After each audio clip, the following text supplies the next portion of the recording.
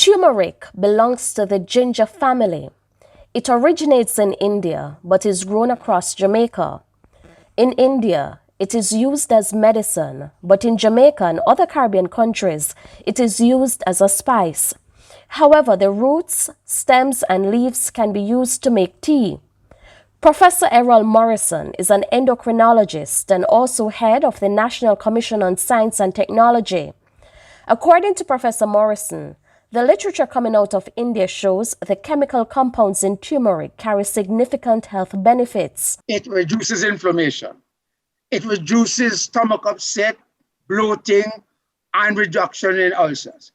It also can improve skin conditions, and it is thought to improve the whole immune response in resulting in kind of challenge in the body.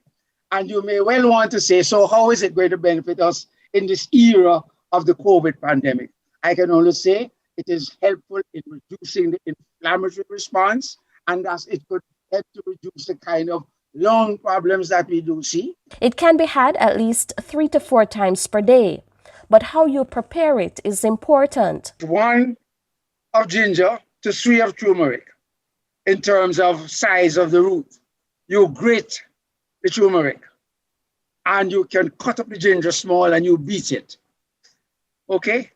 Then you mix that 1 to 3 in proportions and you boil it down to give you a strong, thick, almost curry looking, kind of tea mix.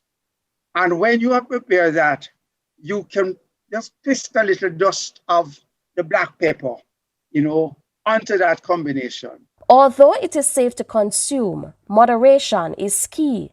In terms of its adverse outcomes or side effects, we're not really seeing much. It can give you a little upset stomach. What you're really using it to treat, it in turn can cause that nausea, a little vomiting, upset. But within a matter of a day, that goes away, okay, and leaves the patient now free from the symptoms that they have been complaining of.